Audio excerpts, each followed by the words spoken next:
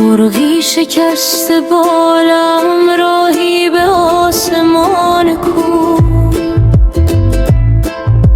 در روز بی کسی ها یاران مهربان کو. گر بر زمین هم سر کو گوشه فراغی، بر فلک گریزم اسباب و نردبان کو. مرغی شکسته بالم راهی به آسمان کو، در روز بی کسی ها یاران مهربان کو.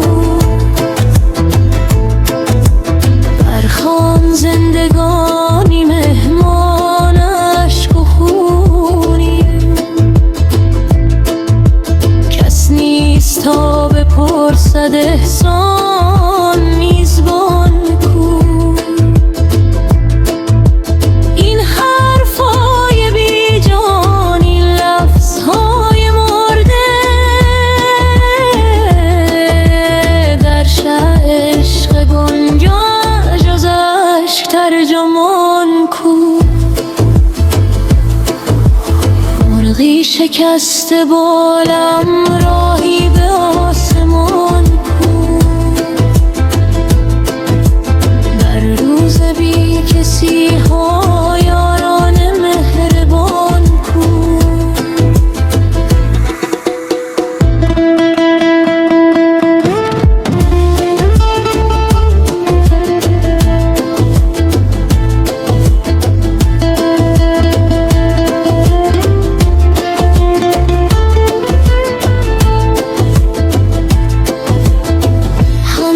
تیره گردیدم شام تیره تر شد، گمگشته زمینی منوار آسمان کو.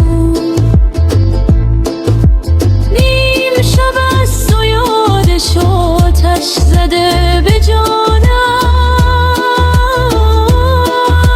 قربان چشم ساقی آتش نشان جان کو.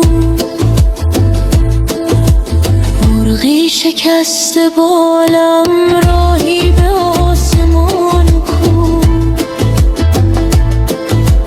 در روز بی کسی ها یاران مهربان کو.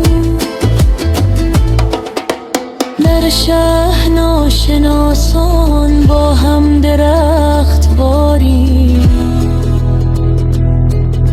صد شکوه مان در دل تا سر کنم زبان